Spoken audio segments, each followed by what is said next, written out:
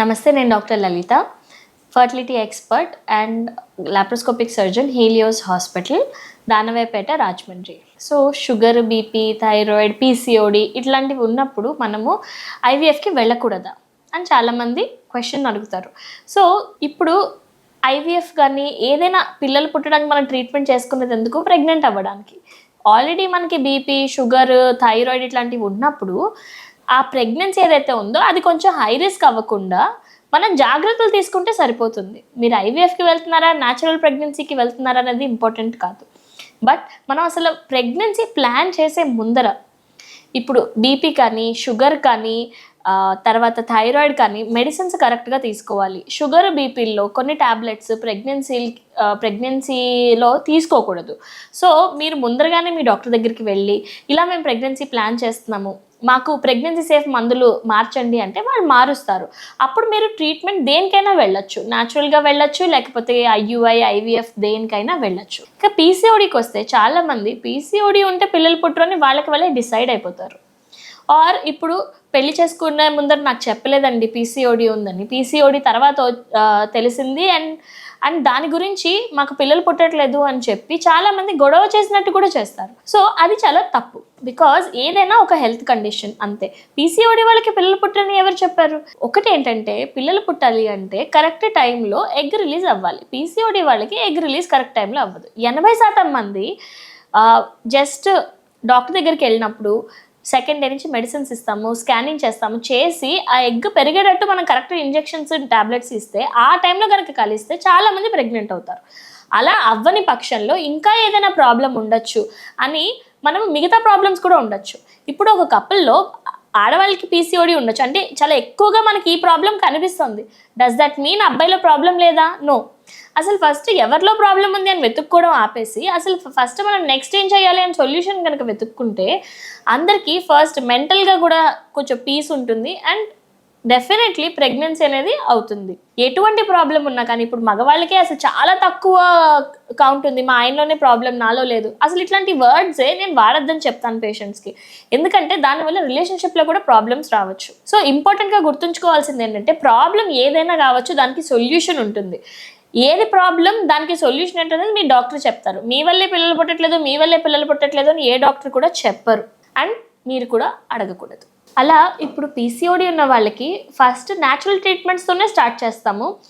దానికి అవ్వకపోతే ఇంకా ఏం చేయొచ్చు? కొన్నిసార్లు ఎన్ని ఇంజెక్షన్లు ఇచ్చినా ఎగ్ పెరగట్లేదు అంటారు. అలాంటప్పుడు కొంతమందికి ఓవేరియన్ డ్రిల్లింగ్ అనేది చేస్తాం. అంటే లాప్రోస్కోపీ ద్వారా, లాప్రోస్కోపీలో జస్ట్ 2 or 3 కుట్లు మాత్రమే పడతాయి మీకు. దాంట్లో ఓవరీలో హోల్స్ పెడతామన్నమాట. దానివల్ల కూడా కొంతమంది మంచిగా రెస్పాన్స్ వచ్చే అవకాశాలు ఉంటాయి. దాని తర్వాత న్యాచురల్గా కూడా ప్రెగ్నెన్సీ రావచ్చు, లేదా ఐయుఐ అట్లాంటివి వెళ్ళినా మంచిగా ఎగ్ రెస్పాన్స్ అనేది మనకి మంచిగా పెరిగి న్యాచురల్గా ఆర్ ఐయుఐ ద్వారా కూడా ప్రెగ్నెన్సీలు వచ్చే అవకాశం ఉంటుంది. దేనికి రావట్లేదంటే డెఫినెట్లీ ఐవీఎఫ్లో ఆప్షన్ ఉంటుంది.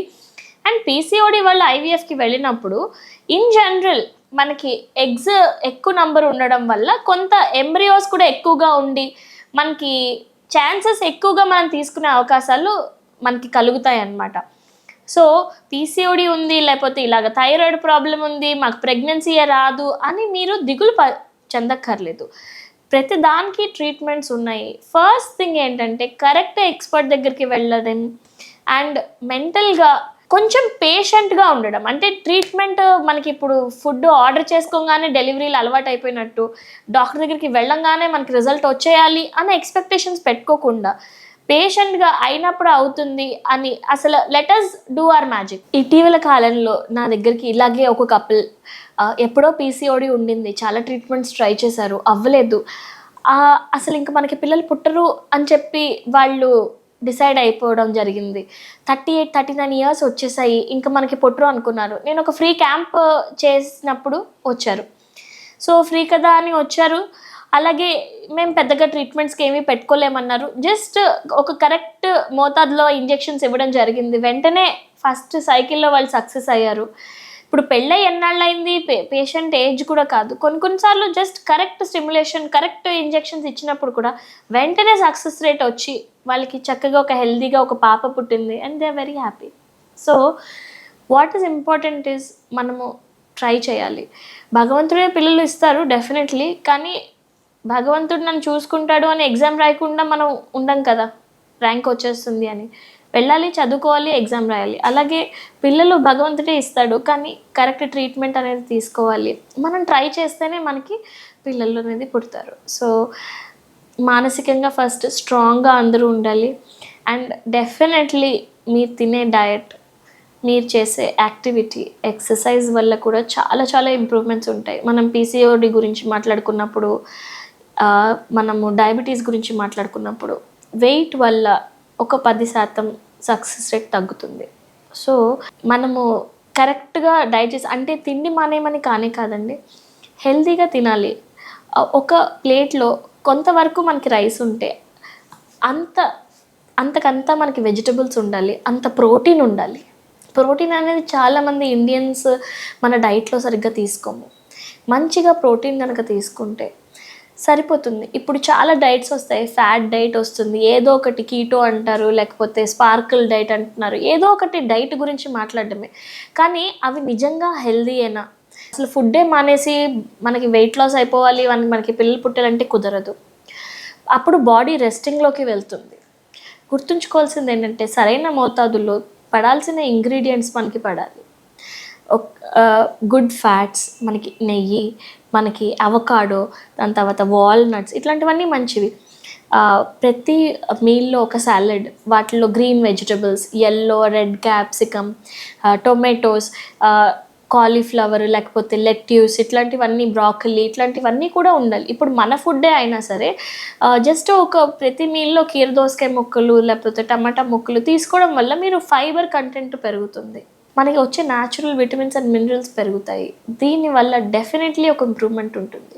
కుదిరినంత వరకు స్మోకింగ్, డ్రింకింగ్ లాంటివి తగ్గించాలి. మనం వాడేది ఏంటి, హై లెవెల్ ఆఫ్ ప్లాస్టిక్స్ ఉన్నాయి. ఇప్పుడు టప్పర్వేర్లో ప్లాస్టిక్స్ కూడా మనం వాడచ్చు, వాటిల్లో కూడా ఫుడ్ వేడి చేసుకోవచ్చు అని అంటారు. బట్ వేడి చేసుకోవచ్చు, కానీ దాంట్లోంచి మైక్రోప్లాస్టిక్స్ మన ఫుడ్లోకి వెళ్తుంది, మన బాడీలోకి వెళ్తుంది. అది గుర్తుంచుకోవాలి. నాన్ స్టిక్ కుక్వేర్ వాడడము, వాటిల్లో గీతలు పడిపోయినప్పుడు అక్కడి నుంచి వస్తుంది మనకి. వాటర్ ప్రూఫింగ్ చేస్తారు. ఆ వాటర్ ప్రూఫ్ ఇప్పుడు ఈవెన్ సిల్వర్ కలర్, మనకి చాలా బయట నుంచి మనం ఆర్డర్ చేసుకున్నప్పుడు సిల్వర్ కలర్ కోటింగ్తో మనకి కంటైనర్స్ వస్తాయి. అసలు మన వాళ్ళు ఇదివరకు తాటాకుల్లో మనకి ఎందుకు ఇచ్చేవాళ్ళు? మనం ఎందుకు విస్తరాకుల్లో తినేవాళ్ళం? మనం ఎందుకు అరటాకుల మీద తినేవాళ్ళం? అందుకే మేబీ వాళ్ళు చాలా హెల్తీగా ఉండేవాళ్ళేమో, అందుకే అన్ని ప్రాబ్లమ్స్ వాళ్ళకి ఏమీ లేవేమో. సో జస్ట్ రిమెంబర్, మనం ఎంత హెల్తీగా, ఆర్గానిక్గా, న్యాచురల్గా మనము లైఫ్ స్టైల్ అనేది ఉంటుంది, యాక్టివ్గా. ఇది వరకు ఇప్పుడు ప్రతిదానికి ఇప్పుడు నీళ్లు మనకి వెంటనే వచ్చేస్తాయి, బట్టలు ఉతికేసే వాషింగ్ మిషన్ ఉంటుంది, డిష్ వాషర్లు ఉంటాయి. అలా అని చెప్పి దట్ డజంట్ మీన్ మనం చేయాల్సిన యాక్టివిటీ మనం చేయకుండా ఆపేస్తున్నాము. కొంత అమౌంట్ ఆఫ్ యాక్టివిటీ ఖచ్చితంగా ఉండాలి. వాకింగ్ అనేది మంచిగా చేయాలి. అట్లీస్ట్ మనము ప్రతిదీ యాక్టివ్గా చేసి, కొంచెం విటమిన్ డి చాలా ఇంపార్టెంట్. సో సన్లైట్లో నడవడం అనేది చాలా ఇంపార్టెంట్. ఇట్లాంటి చిన్న చిన్న ఫ్యాక్టర్స్లో మనం చేంజెస్ చేసుకున్నప్పుడు న్యాచురల్గా కూడా మనకి ప్రెగ్నెన్సీ వచ్చే అవకాశాలు ఉంటాయి. మనం ట్రీట్మెంట్ తీసుకున్న వాటి సక్సెస్ రేట్ ఇంప్రూవ్ అవుతుంది.